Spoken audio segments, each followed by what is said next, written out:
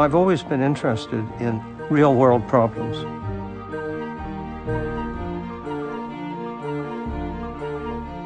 When I ran into my first computer, I thought, wow. I'd seen factories and things. Those machines, they had no ability to change. They had no ability, in short, to think.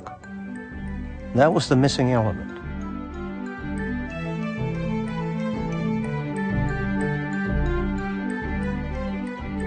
I had to write a couple of programs, and I could see the possibilities. You could do anything with a computer. I was convinced that computers would really change the world. If you have time for a story, I'll tell you why.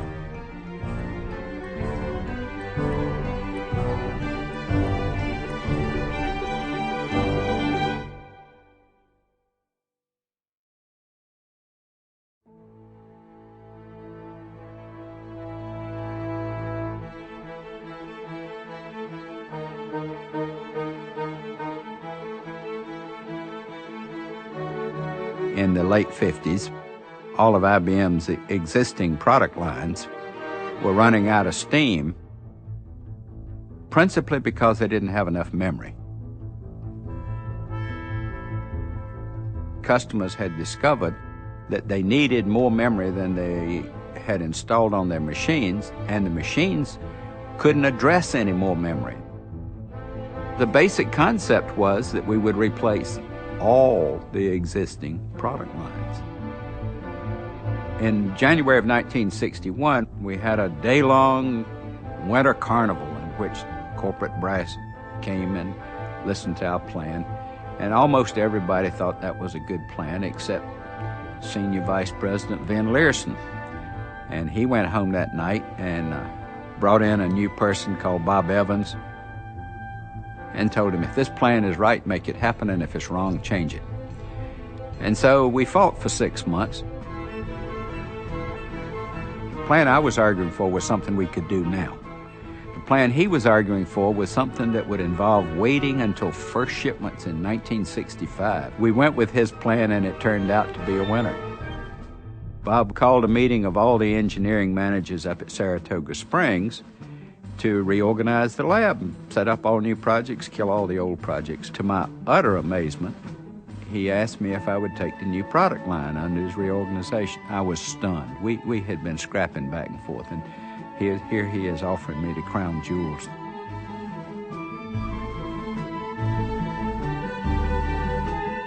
I was amazed. Bob was a very big man. In spirit, in attitude, he's the greatest boss I ever had. It was a challenge that nobody had undertaken before to make a compatible computer family line, and we didn't know whether we could do it.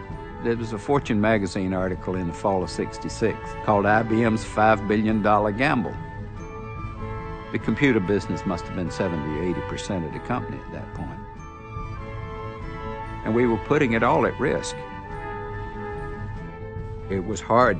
Making the technology work and the manufacturing was hard.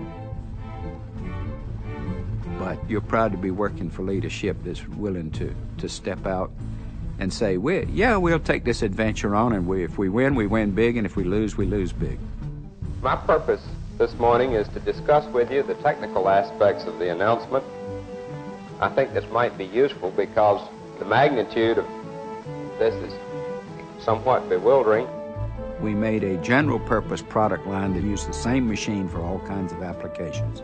You could configure the system according to the application, and yet the computer at the heart of it was still the same. That simple principle is what the clients need all the time. That's why it's so successful, and it has lasted so long. I think in the last count, more than 60-70% of all the data in the world is residing on System 360s. That's quite incredible.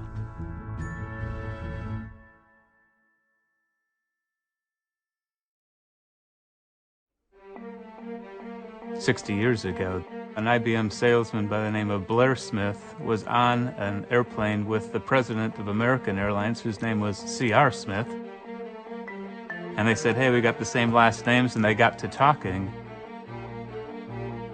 IBM was using some technology in the defense area, and could that technology be applied to solve this problem that the airlines had of making reliable reservations?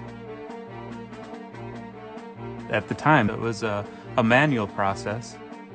They had a set of cards and kind of a lazy Susan, and they would spin it around and pull it out and mark your seat number on it and put it back on. It was a complex problem that no one could solve. IBM put together a research proposal to work with American Airlines to try to apply their technology, and ultimately they created Sabre. The Sabre system provides for prompt, accurate service to the customer by making the sales agent self-sufficient, independent of any other agent, in obtaining all the information she needs to satisfy the customer's desires in the coming jet age. The airline business was growing rapidly. Extreme design measures had to be taken. We had to have capacity and performance. We had to be very responsive to all the reservations that were coming in and turn around the transactions in a matter of seconds. The airline could not make a reservation if that computer went down. And if it had to crash, it could immediately come back to life very quickly in a matter of seconds. To demonstrate this, I would bring in some people and I'd go up to the console and I would say, now I'm going to make the system crash. I'm going to write zeros down in the low area of main memory. And I'd sit there and I'd go, all right, and I'd put in zeros. And I couldn't get it to crash. This is humorous to them because the competitor had a system which would crash when they didn't want it to crash. I couldn't make ours crash. The airline industry that we know today could not function without a system of this nature. When you type in, I want to fly from A to B, and it asked you your name, that software was originally written by me in 1965. Amtrak uses it today. Chicago Board of Options Exchange, the 911 system in New York. You can't beat this old dog that was designed 50 years ago, even with all the modern tools that we have today. When it was launched, the thought was that it would be able to handle 84,000 phone calls a day. It has since been taken out to tens of thousands of travel agents. It's the front end for Expedia, Travelocity, and others, and does probably about 30,000 transactions a second. The problem that they identified then, that they solved in the subsequent years, was so resilient and creative that 60 years later, we can't do any better.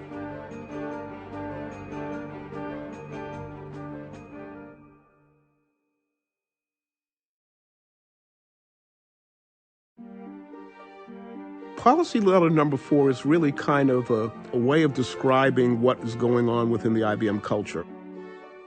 It's a letter written by T.J. Watson Jr. back in 1953. He was negotiating to build plants in southern states. The governors in those southern states were really pressing him to sign up for a separate but equal policy. And he was clear, we are not going to discriminate against our employees. So he wrote this letter as a way to send a message to the governors. Now you have to decide whether you want the jobs. He was clear that IBM would not discriminate on the basis of race or color or creed. And then he caused it to be printed in the local newspapers as a way to send a message to the governors that this wasn't just an affectation, this was belief. It shows the commitment of the company to put a stake in the ground even when it potentially is going to cost the company something. IBM set an example that others could observe. But this isn't an isolated instance. In 1914, we employed the first disabled employees. 1934, we employed women in what were the high-tech jobs of the time. And the following year, the founder of the company declared that it was the policy of the IBM company to pay women the same thing that men earn for doing the same work. This is like 30 years before any civil rights statute in the United States obligated us to do it. In 1984, you see IBM declaring that it will not discriminate against people on the basis of sexual orientation. 2005, we set a policy that said we weren't going to discriminate against people on the basis of information that we could glean from their genetic makeup. First company in the world to do it. At some level, we are all different. We think differently. We react to the world around us differently. Those differences aren't things to be afraid of. They are, in fact, the things that drive innovation and creativity and the ability to adapt to the world. We believe that companies are great because they can attract the greatest and smartest people. And the belief that talented, bright people are found in every part of the human family is not just a kind of poster statement. This is who we are.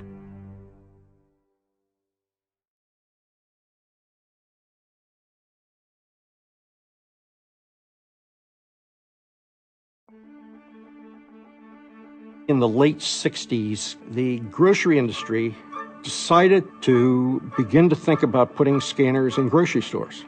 The task was fairly daunting. First, it was to pick a symbology. Some of the symbologies were round circles. Some of the symbologies were half of a round circle. And one of the symbologies was a linear barcode submitted by IBM. All interested parties who would propose the symbol were invited to come and make a presentation to the committee in private for about 20 minutes. Toward the end of these, it was IBM's turn. The door opened, and if I recall right, 3 people came in. One was a very unique IBM individual.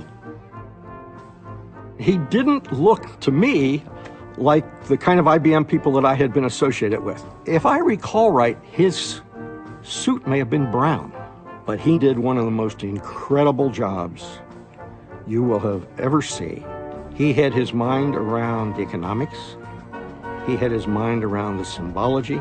And then he did something very unique. He said, "Now you probably have a question about how we're going to do this." And he reached in his pocket and he pulled out a disk. It was one of the early silicon wafers. And he said, "This is the basis of our new computing power. What we're going to do is put a computer into every check stand." And as IBM walked out and the door closed, the chairman of the symbol selection subcommittee said, "My God, they've got it." We announced the IBM supermarket system on October 11th, 1973. And we had this great trick. There were no source marked products. There was nothing where the grocery manufacturer had put a symbol on that we had. But we had a Cam bar with an adhese label we could put on this thing. And we would stand at the far end of the check stand from where the checker is, and we could throw that Cam bar, and when it would cross the little scanning window, the register would go ka-chunk, and the audience would go, "My God." And now barcodes are everywhere. We had no idea how far this was going. We changed the way the world shopped.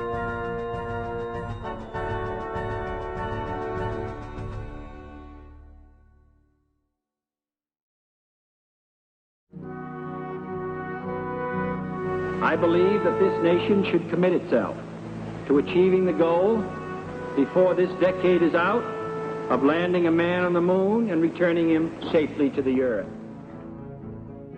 When Kennedy announced we're going to go to the moon and return a man from the moon safely by the end of the decade, that was a thrilling proposition to me. When I came out of college, I had 3 goals. I wanted to do something challenging. I wanted to do something for my country, and I wanted to do it in Texas. I joined IBM in June of '68. 7 days after I graduated from college. I don't think we'd have got to the moon without what IBM did, and I don't think people know that. NASA never built a rocket. NASA never built a spacecraft. NASA never built a computer. They funded it, they managed it, but industry built it. I think industry deserves every bit as much credit as anyone does. And IBM deserves every bit as much credit as any in industry for the space program. It's one small step for man, one giant leap for mankind. I've probably even talked more about Apollo 13 over the years than I have Apollo 11. Our responsibility was to make sure that the spacecraft was performing as we had hoped it would, and that if it wasn't, then we had lots of work to do. But if you were real good, you could anticipate what you were going to be asked to do before you were even asked to do it. Nothing showed that more than Apollo 13. As the Apollo 13 was some 205,000 miles from Earth, speeding toward its rendezvous with the moon, the fuel cells that supply it with electrical power suddenly failed. One of the things we did was a maneuver to get them back a day early. Actually, to get them back alive. A maneuver which, prior to that mission, could not have been computed by the ground system. We put that capability in to the computer for the first time for Apollo 13. And I know that because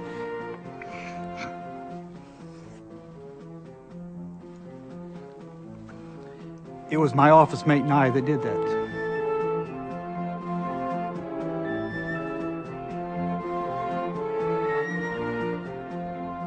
My office mate was the return to Earth expert. I was the maneuver planning expert. Notice how I became an expert in 19 months, but nevertheless, that's the way things work sometimes. People have asked me, weren't you scared of the fact that they could die? I never thought a whole lot about whether they'd make it back again or not. It was just we were going to do everything we could to get them back.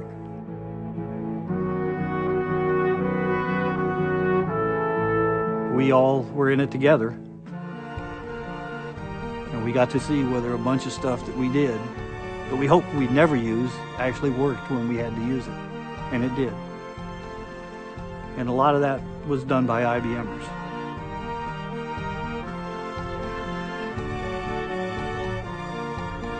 That's my Apollo 13 story, in short.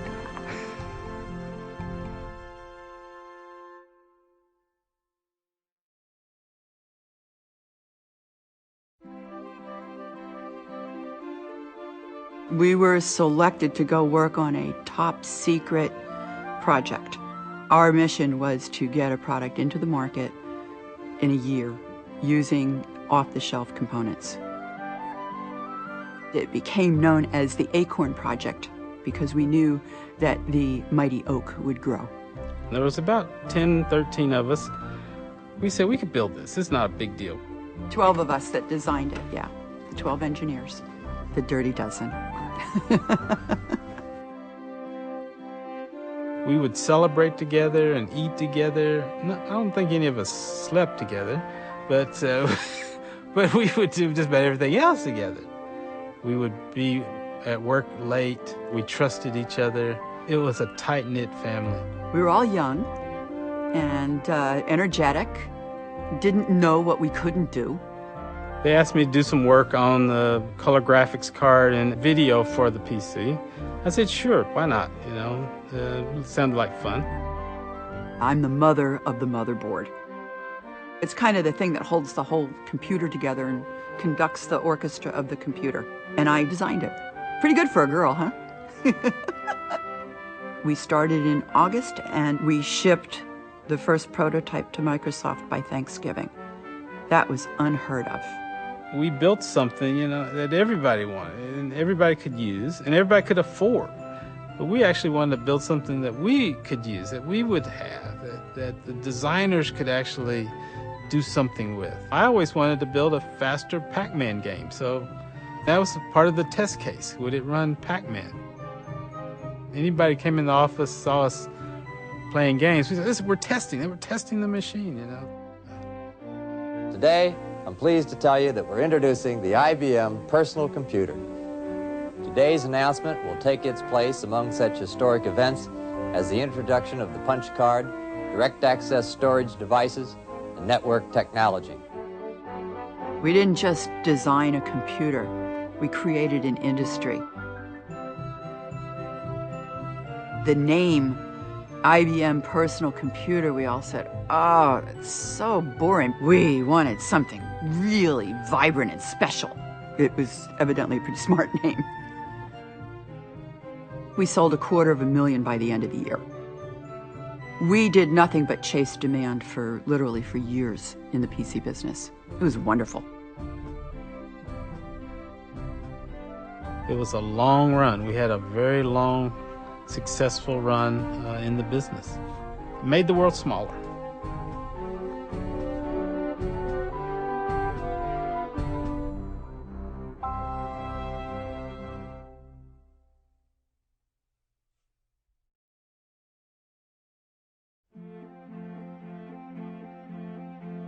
If you go back 10 years ago,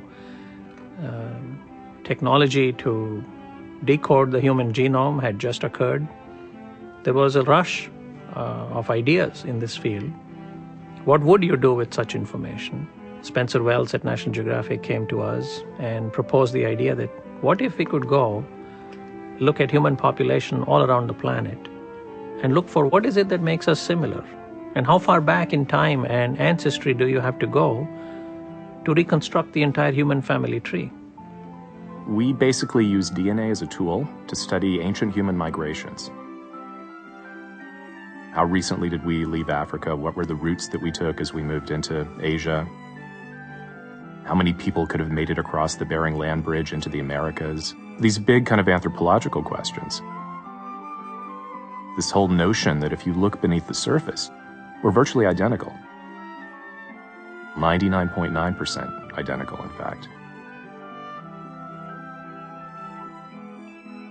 These genetic patterns that are retained in the DNA of indigenous groups around the world are kind of disappearing. They're kind of being thrown into a big melting pot.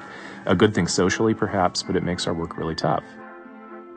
The push is to get out there and get the samples on the ground. And that's really the impetus behind the Genographic project. With just a small set of samples, a couple of thousand, which is what we had before we started the project, you can say a little bit about very broad patterns of how we populated the world. But, it's so much better if you could get hundreds of thousands of people around the world participating. It was obvious that this is going to be a very data-intensive and analytically intensive project. And we approached IBM as a partner. We are teaching ourselves in IBM now how to actually deal with genetic data.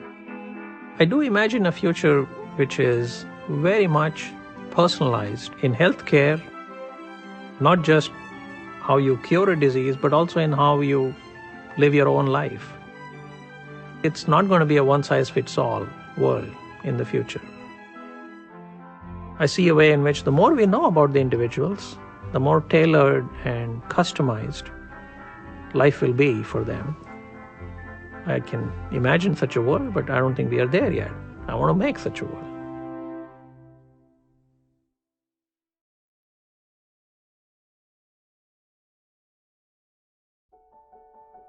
There was a mistaken view that if you just put a lab somewhere, hired a lot of good people, somehow something magical would come out of it for the company. And I didn't believe it. That didn't work. Just doing science in isolation will not, in the end, work. One of the first things I did when I became the director of research was I gathered up the people who reported directly to me We went on a tour of the development labs to try and find out, hey, what is it that we, with our special skills, what can we do to contribute? It wasn't a good idea just to work on radical things. You can't win on breakthroughs. They're too rare. And I'm saying this as if it just took me years to develop this simple thought. We're always going to work on the in-place technology and make it better, and on the breakthrough technology, the different one, both. It was just a dream assignment. They said, if you could start the computer over from scratch, just do it the right way, start from scratch, what would you do? And we came up with RISC, reduced instruction set computers. It was the most fun that any of us had ever had. You know, we invented relational database. Benoit came up with fractals. We even invented that little thing on the PC, you know, where you don't need a mouse, you just, that little button you push.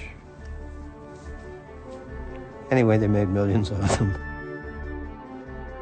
Our job is to invent, to create the systems that haven't existed before. But you have to make sure you are also hiring and building the team with people that are hand-selected, that to them, building something that hasn't existed before is the fun part. So you get up every day in the morning and say, oh, this hasn't been done before, great, as opposed to, oh my God, this hasn't been done, how am I going to do it? So it's a very different mentality. I discovered this immense, amazing world, which was there, absolutely waiting. The word came very quickly. It was fractal. It's almost as simple as the formula of a circle. Why shouldn't the result be as simple as a circle? A formula can be very simple and create a universe of bottomless complexity.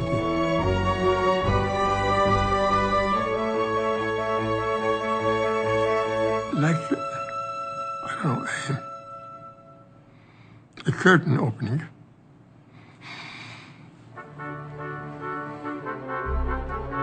All of those things were very, really good stuff. Yeah.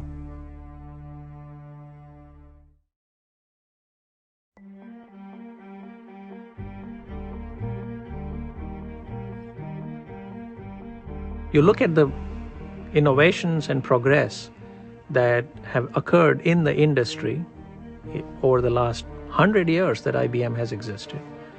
So many innovative things came out of this company and that have shaped the entire industry.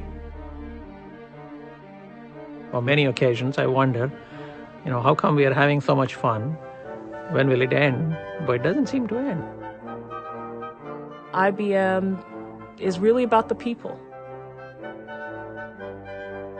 It's not just the level of intelligence, and it is that, but it's the dedication to do whatever it takes to get things done. Tom Watson Sr. used to go into the lab at Endicott when that was the only lab they had, and he would corner some young engineer and he'd say, "What do we sell?" The young man would say, "Punch card machines, sir." "No, no, we sell a service that satisfies." By being able to integrate across these technical disciplines, you are delivering what the clients need. That's the reason that IBM will be there and prosper and helping people for another 100 years. What's most amazing to me is how the company keeps innovating itself. You've got to stay alert, and you've got to be nimble on your feet, and you've got to recognize that what was true yesterday will not be true tomorrow in terms of technology and what you can do with it for people. I work with people who've been there for 26, 27 plus years. You've worked for IBM for that long because you don't realize it's been that long, because you get the chance to do new things all the time. I joined IBM in 1984, and since then it's been one interesting, I guess you can call it, adventure after another. People told me, they said, we don't understand what you're doing, but since you keep getting all these invitations from universities to come and lecture on it, in articles in Scientific American, please go ahead. It did all the things I wanted to do, and more. And you didn't work for IBM, you were part of IBM. In that sense, I'm an IBM and will be all my life. I'm an IBMer. I'm an IBMer. I'm an IBMer. I'm an IBMer. I'm an IBMer. I'm an IBMer. I'm an IBMer. I'm an IBMer. I'm an IBMer.